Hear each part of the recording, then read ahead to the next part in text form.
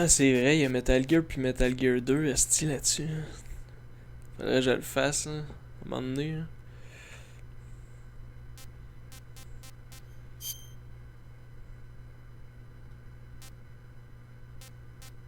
C'est weird ça. I'm playing MGS series for the first time. I like MGS 1, I like MGS 2, I like MGS 3. Ok. Ça veut dire quoi? On va y aller avec le 2, je sais pas. Là. Ok.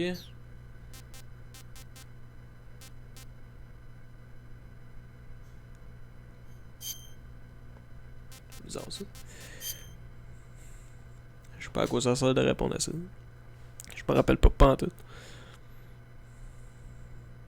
After the end of World War II, the world was split into two, East and West. This marked the beginning of the era called the Cold War.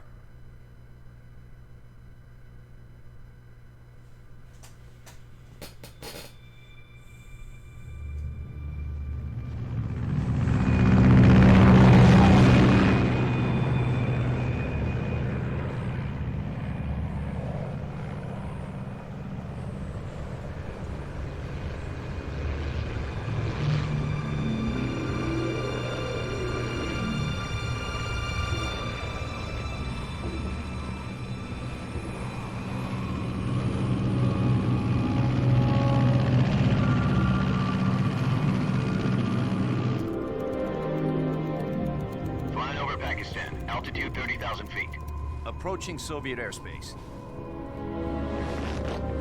20 minutes to drop off. Commencing internal depressurization.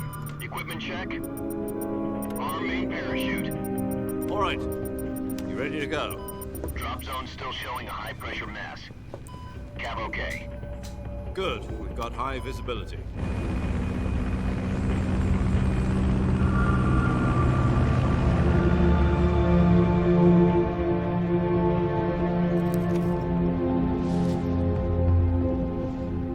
Cigar. Connecting oxygen hose to interior connector. Put on your mask.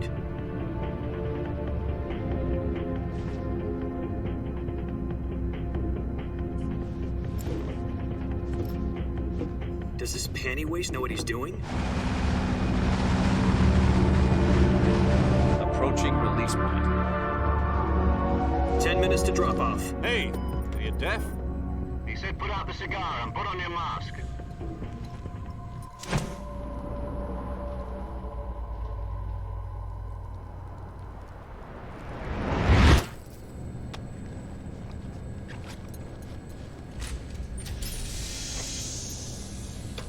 Depressurization complete. Checking oxygen supply. 6 minutes to drop off. Opening rear hatch.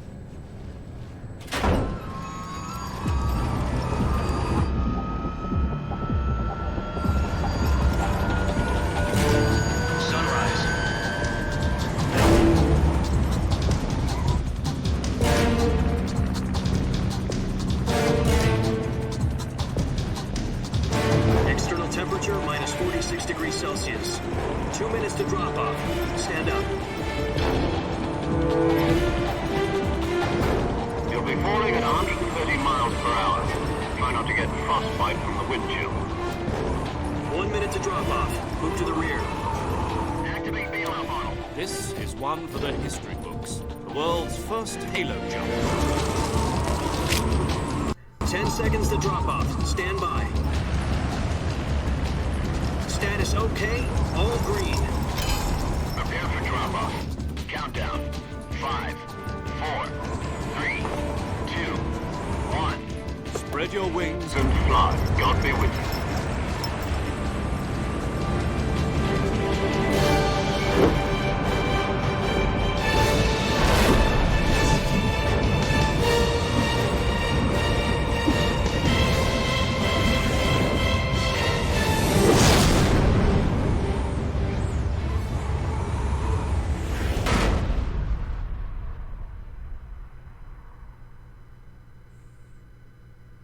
Jack, I've got some important news. The head of the CIA has finally given us the green light for the virtuous mission. Virtual mission? No, the virtuous mission. The future of our Fox unit depends on it. If it succeeds, we'll be officially organized into a unit. Virtuous mission. Sounds like some kind of initiation ritual. You know, don't get cocky. This isn't a training op. Right. So what exactly is this wonderful mission? Well, about 2 years ago, a certain Soviet scientist requested asylum in the West through one of our moles. His name is Nikolai Stepanovich Sokolov. He's head of the OKB-754 Design Bureau, one of the Soviets' top-secret weapon research facilities, and the East's foremost expert on weapons development. Sokolov? Isn't he that famous rocket scientist? The very same. On April the 12th, 1961, the Soviets achieved the first manned spaceflight in history. The Earth was blue, but there was no God. Well spoken. The rocket that carried Yuri Gagarin to orbit was the A-1, known as the Vostok rocket. Sokolov is said to be the man most responsible for the multi-engine cluster used in that rocket. After Gagarin's flight, Sokolov left rocket development to become the head of the newly established Design Bureau. From a lowly technician to head of a design bureau, that's quite a success story, so why do you want to defect? It seems he'd become afraid of his own creations. Afraid? Call it a crisis of conscience. And for that, he left his country and his family behind and went over the fence? Not exactly. One of his conditions was that his family was also to be taken safely to the West. We used a mole to get the family out first and succeeded in sneaking Sokolov over the Berlin Wall shortly afterwards. I was the one who conducted the operation. The security on the eastern side was still full of holes back then. Then what? We got Sokolov over in one piece, but the whole ordeal had left him exhausted, and we checked him into a hospital in West Berlin. It took him 2 weeks and more than 600 miles to get from the research facility in the Soviet Union to Berlin. He was in no condition to say anything coherent. And it was only a week later that we had something much bigger on our hands. The Cuban Missile Crisis. October the 16th, 1962, President Kennedy received word that the Soviets were in the process of deploying intermediate-range ballistic missiles in Cuba. The President demanded that the Soviets dismantle and remove the missiles. At the same time, he announced a naval blockade to prevent further missile shipments from reaching Cuba. But the Soviets didn't back down, instead placing their armed forces on secondary alert. Soviet transport ships carrying missiles continued on course towards Cuba. US and Soviet forces went on alert for an all-out nuclear war. Frantic negotiations were conducted through the UN's Emergency Security Council and unofficial channels to end the hair-trigger standoff. Finally, on October the 28th, the Soviet Union agreed to remove its missiles from Cuba, and so the world avoided a nuclear holocaust.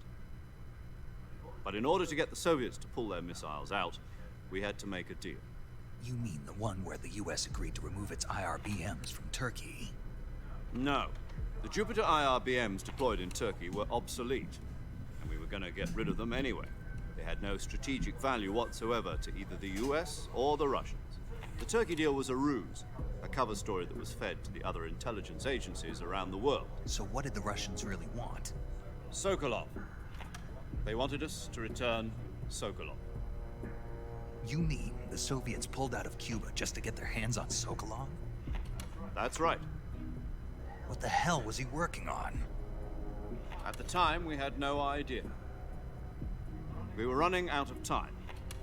It was either give up Sokolov or risk full-scale nuclear war. In the end, we had no choice. President Kennedy gave in to Khrushchev's demand. The next day, I got Sokolov out of the hospital, handed him over to agents on the eastern side. Sokolov kept on screaming, "Save me," until he disappeared from my side. Then a month ago, we received some new information from one of our moles. About Sokolov? Yes. He was taken back to the research facility and forced to continue working on the weapon in question under KGB supervision. What's more, it's on the verge of completion.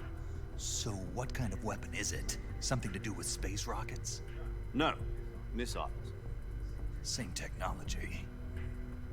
I guess you're right. We don't know the details, but it appears to be a new kind of nuclear device. For half a year now, the Soviets have been conducting frequent nuclear tests at Semipalatinsk. Something to do with the weapon, I assume. We're talking about a secret weapon so big that Khrushchev was ready to pull out of Cuba to get it back. Is Sokolov still in the facility? No. According to our intelligence, he's in Selino Yask, a place in the mountains about 3 miles to the west that's known as the Virgin Cliffs. The Virgin Cliffs. Nice name for a virtuous mission. They moved him there just recently. Why? Apparently, they're conducting a field test of the weapon, but it's our best chance to get him back. This mission would never have been possible if he was still in the research facility. This is our last chance. Sokolov must have known that too when he contacted us.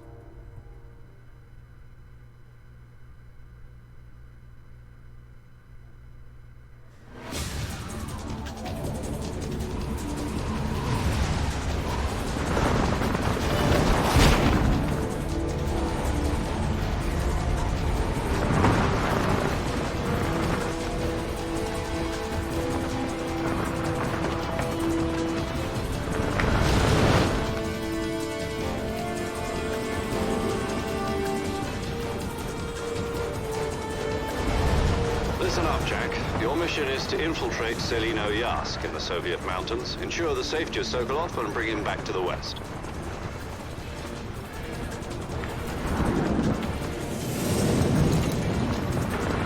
If we don't get Sokolov back before that weapon is complete, we'll be facing a major crisis. The clock is ticking.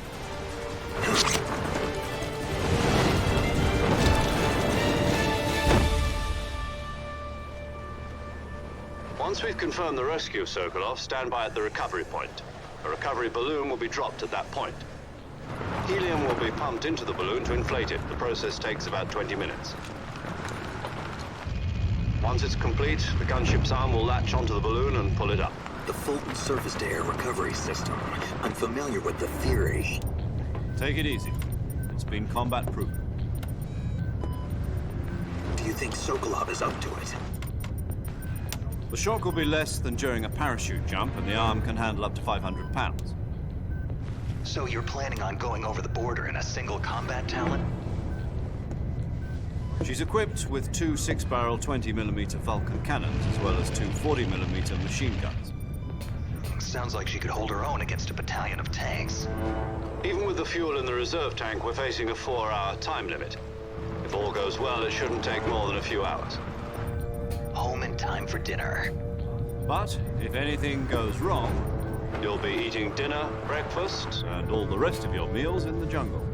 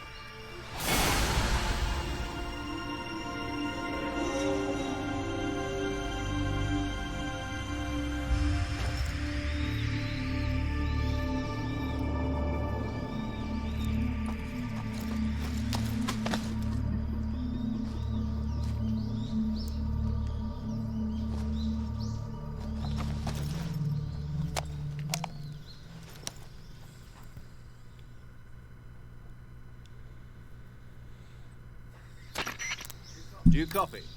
You're already in enemy territory. Somebody might be listening in. From here on out, we'll be using code names to refer to each other. Your code name for this mission will be Naked Snake. I'll be referring to you as Snake from now on. You're not to mention your real name. Snake?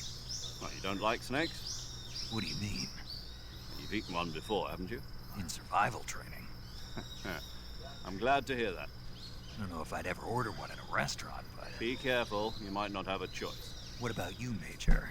What should I call you? Let's see. I'll be Tom. Call me Major Tom. This will be a sneaking mission. You must not be seen by the enemy. You must leave no trace of your presence. Is that clear? This kind of infiltration is the Fox unit's speciality. In other words, weapons and equipment are procured on site. That goes for food as well.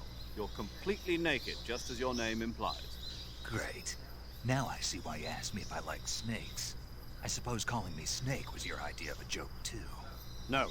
There's a good reason for that. I'll tell you later when the time is right. Gotcha. Getting back to the subject, how exactly am I supposed to feed myself? You've been issued a knife and a tranquilizer gun. Use them to hunt for food.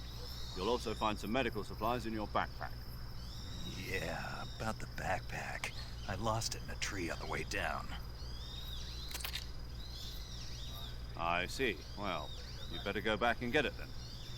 You know where it is? No problem. I can see it from here. It's stuck on a branch. To climb a tree, stand in front of a tree that's covered in ivy and press the action button. I'll be monitoring your progress over the radio. We can't risk violating Soviet airspace, but I'll be in the gunship. My frequency is 140.85. I'll give you a call if I need to talk to you. If you need to talk to me, use the send function. Okay, Snake, go get your backpack.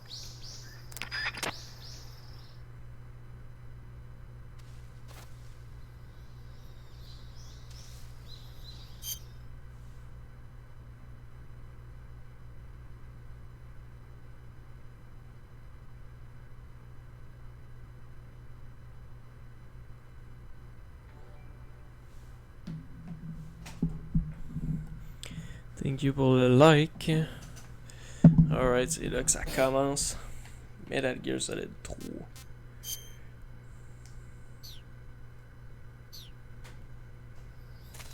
En attendant que Marc arrive, Slip Kid m'a pris de court, on va jouer à Smash finalement. On va quand même commencer Metal Gear.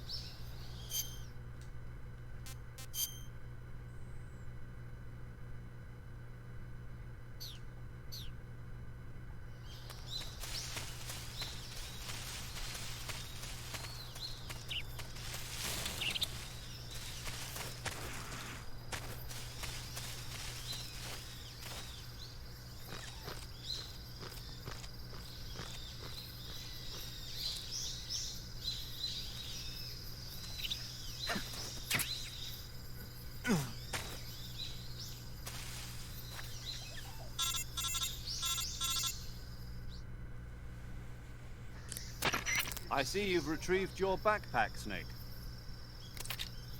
To equip a weapon, it's necessary to take it out of your backpack. In the survival viewer, choose Weapon from the backpack. Your available weapons will be displayed in a window in the upper left.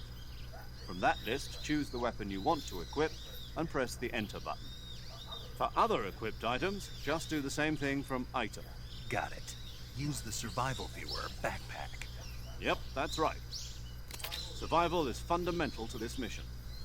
After you've been out in the field for a while, your stamina will start to drop. If your stamina gets too low, it'll affect your performance. You won't be able to shoot accurately, for example, and your wounds won't heal as smoothly. Keep an eye on your stamina so you don't run out. To recover lost stamina, you can hunt for local flora and fauna. You can use either your tranquilizer gun or your knife to hunt.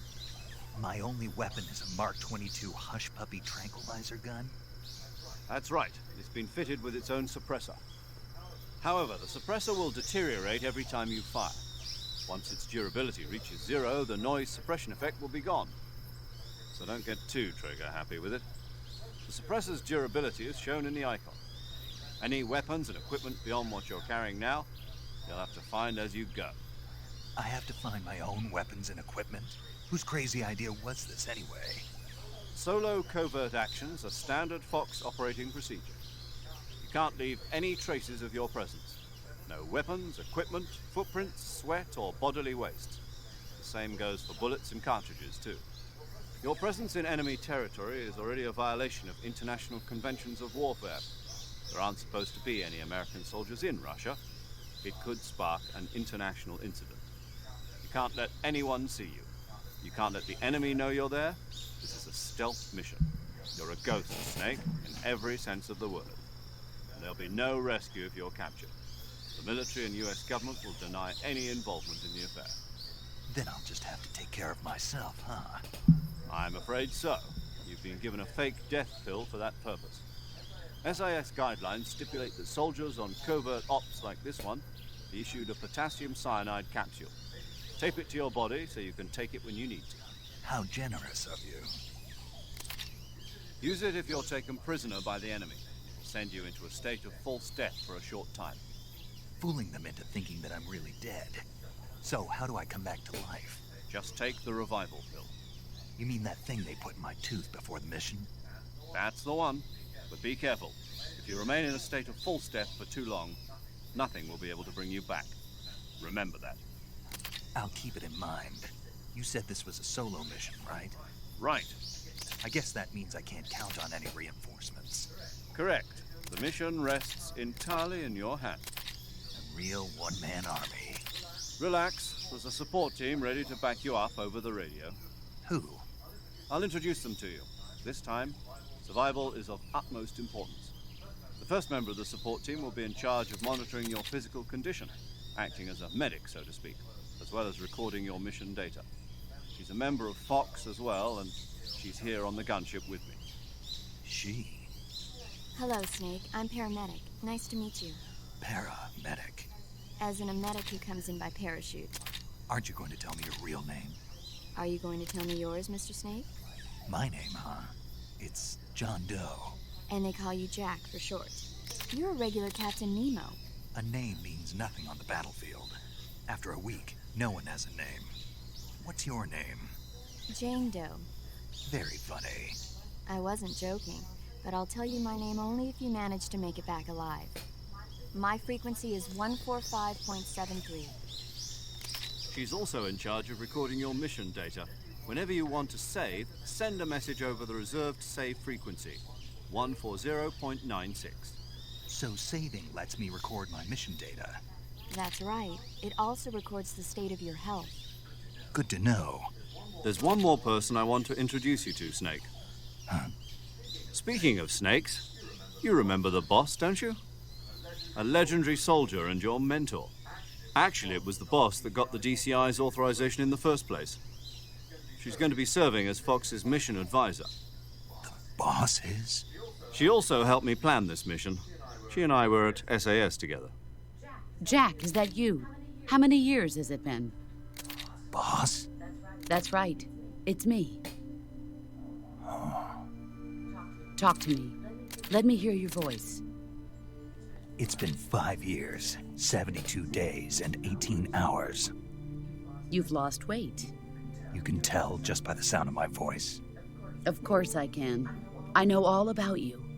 Really? Well, I don't know anything about you. What's that supposed to mean? Why'd you disappear on me all of a sudden? I was on a top-secret mission.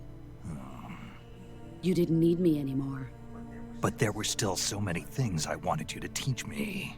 No, I taught you everything you needed to know about fighting techniques. I taught you all I could. The rest you needed to learn on your own. Techniques, sure. But what about how to think like a soldier? How to think like a soldier? I can't teach you that. A soldier needs to be strong in spirit, body, and technique. And the only thing you can learn from someone else is technique. In fact, technique doesn't even matter. What's most important is spirit. Spirit and body are like two sides of a single coin. They're the same thing. I can't teach you how to think. You'll just have to figure it out for yourself. Listen to me, Jack. Just because soldiers are on the same side right now doesn't mean they always will be. Having personal feelings about your comrades is one of the worst sins you can commit. Politics determine who you face on the battlefield. And politics are a living thing. They change along with the times. Yesterday's good might be tomorrow's evil. Is that why you abandoned me? No, it had nothing to do with you. I already told you, Jack. I was on a top-secret mission. A soldier has to follow whatever orders he's given. It's not his place to question why. But you're looking for a reason to fight. You're a natural-born fighter, but you're not quite a soldier. A soldier is a political tool, nothing more. That's doubly true if he's a career soldier. Right and wrong have no place in his mission. He has no enemies and no friends. Only the mission. You follow the orders you're given. That's what being a soldier is. I do whatever I have to get the job done. I don't think about politics. That's not the same thing. Sooner or later, your conscience is going to bother you. In the end, you have to choose whether you're going to live as a soldier or just another man with a gun. There's a saying in the Orient, loyalty to the end. Do you know what it means? Being patriotic. It means devoting yourself to your country. I follow the president and the top brass. I'm ready to die for them if necessary. The president and the top brass won't be there forever. Once their terms are up, others will take their place. I follow the will of the leader, no matter who's in charge. People aren't the ones who dictate the missions. Then who does? The times. People's values change over time, and so do the leaders of a country. So there's no such thing as an enemy in absolute terms. The enemies we fight are only enemies in relative terms, constantly changing with the times. As long as we have loyalty to the end, there's no point in believing in anything, even in those we love. And that's the way a soldier's supposed to think? The only thing we can believe in with absolute certainty is the mission, Jack. All right, but do me a favor. What is it? Call me Snake. Snake? Oh, right. Your codename is Snake. It suits you well. That's right. The legendary unit that the boss put together during World War II was a snake. The Cobra unit, a group of heroes that brought the war to an end and saved the world. As long as you've got a legendary hero backing you up, you'll be fine. Isn't that right, Snake? Yeah. I can't think of anyone else I'd rather have with me. Oh, and one more thing, boss. Yes? It's good to hear your voice again. Same here. After all, who knows if either of us will make it out alive? Snake, you are always best at urban warfare and infiltrating buildings. But this is the jungle. Survival is going to be key. Those CQC techniques I taught you are sure to come in handy. CQC? Close quarters combat, huh? I've been in the Green Berets for the past few years. I'm probably pretty rusty. Not to worry. I'll be here to help you remember. After all, this is your first actual survival mission. I'll be supporting you over the radio. Where are you, boss? Next to the Major? The boss is communicating with us by radio from aboard a Permit-class submarine in the Arctic Ocean. My frequency is 141.80. Call me if you need my advice on battle techniques. Gotcha. Your mission is to retrieve Dr. Sokolov. Dr. Sokolov is being held in an abandoned factory located to the north of your current position. Avoid heavy combat and don't let anyone see you. Don't forget that this is a stealth mission.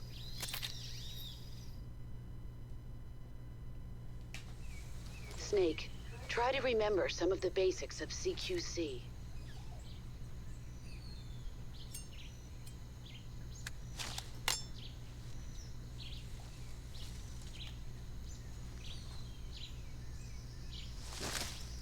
Commencing virtuous mission now.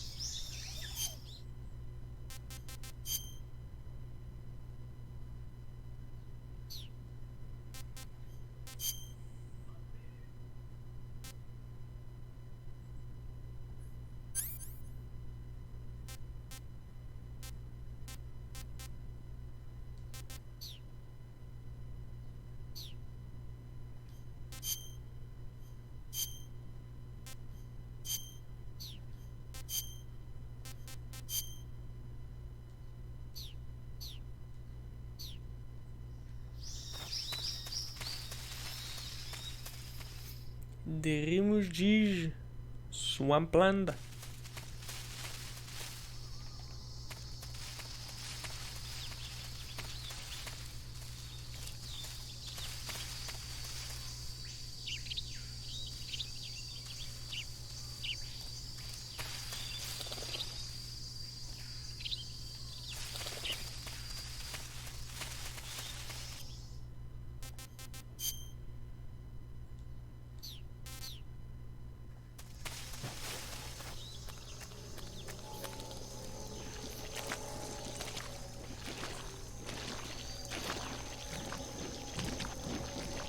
Whoa.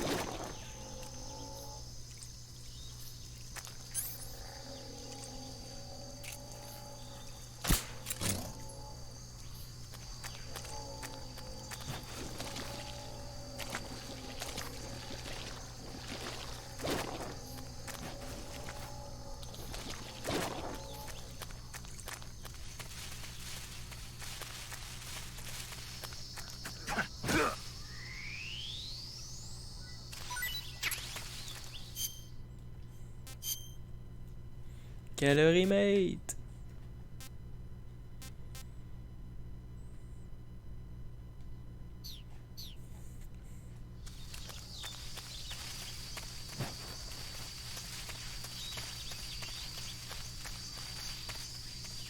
Drimujij North.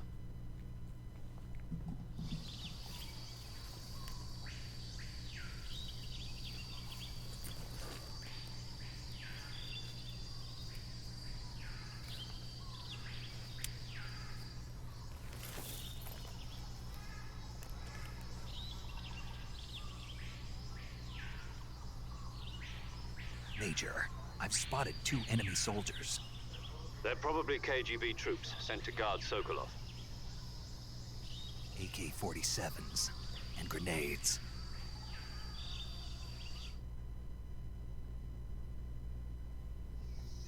Snake, your presence in Soviet territory is already a violation of international law.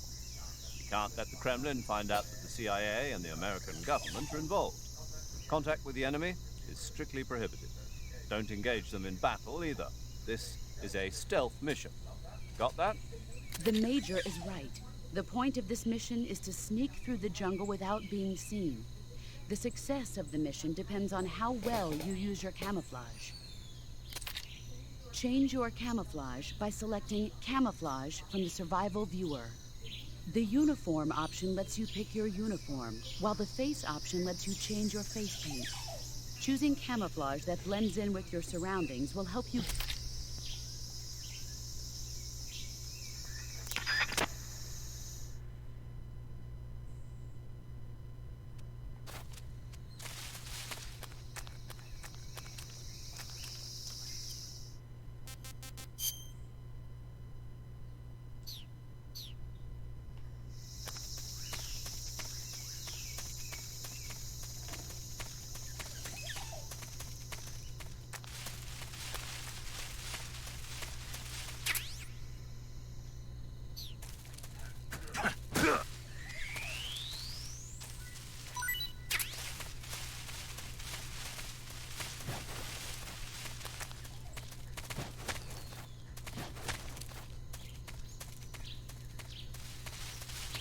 What the? Huh?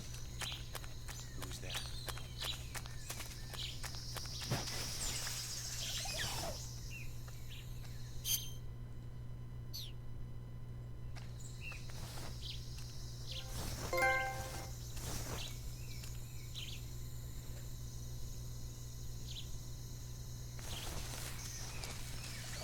Nobody here. Bug juice. Huh? Who's that? Who's that? C'est que j'ai manqué ma shot.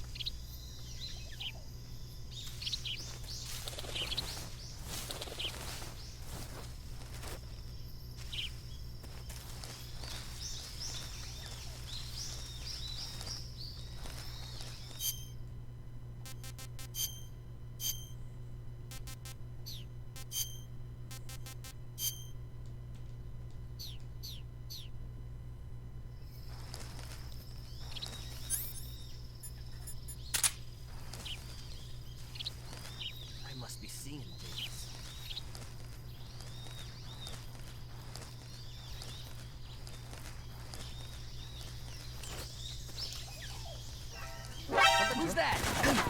What the?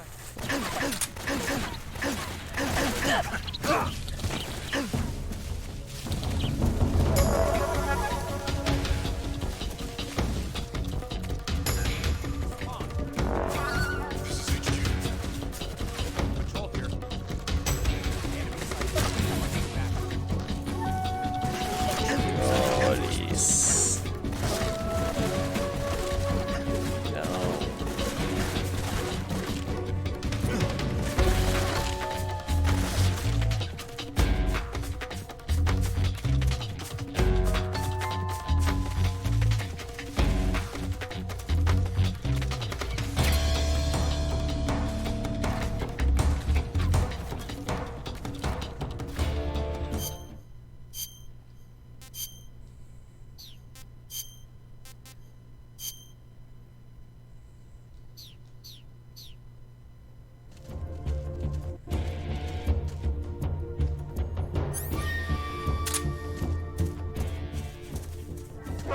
I see him.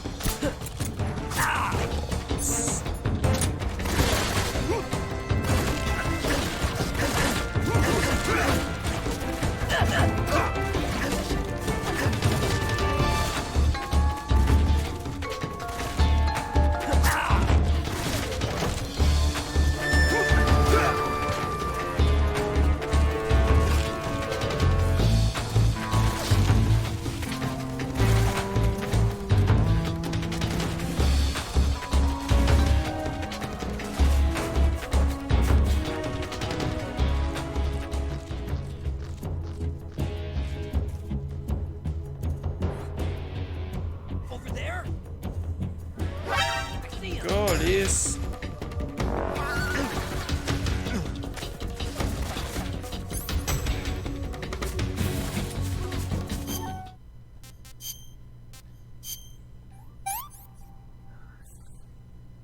Tasty.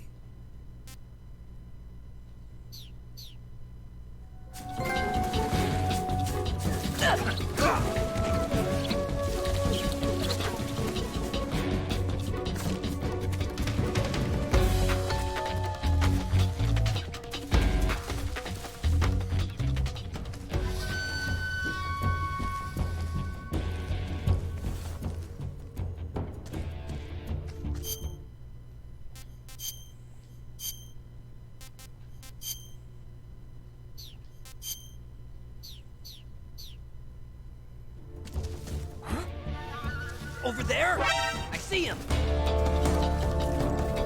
Je suis jamais capable de me sauver, sérieux.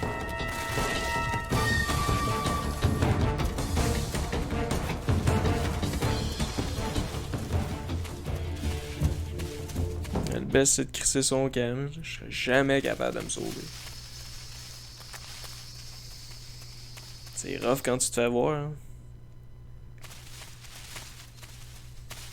J'aurais pu fuir par en avant aussi. Hein. Là, j'ai backé à la place. Hein.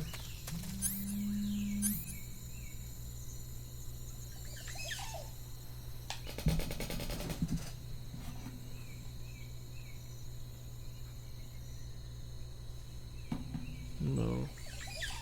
Calice.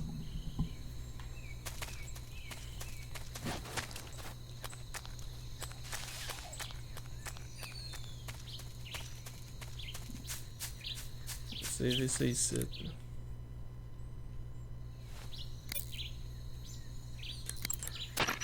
Saving the game, Snake?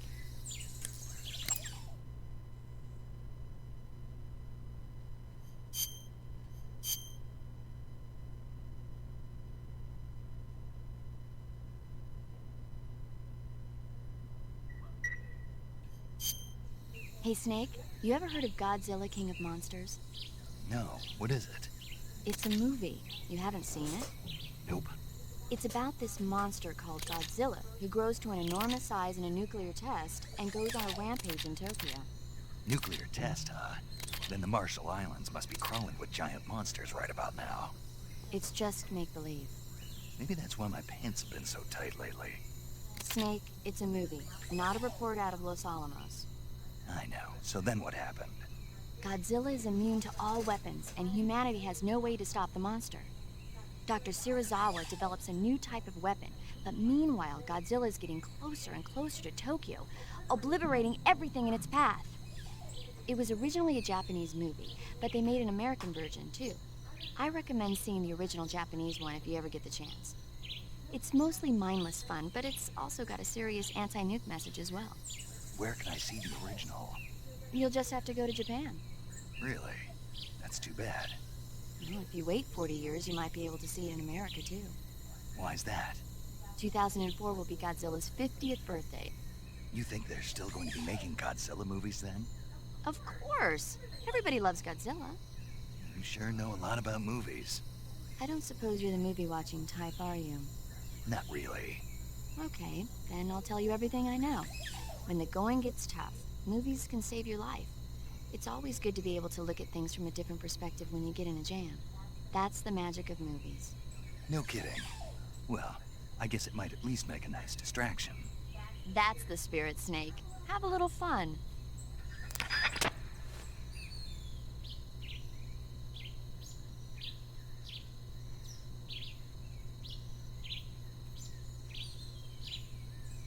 Alright. C'était le début de Metal Gear Solid 3. Je vais finir ça. J'ai un petit quelque chose à faire. Après ça, je vais revenir avec du Smash Slip Kid.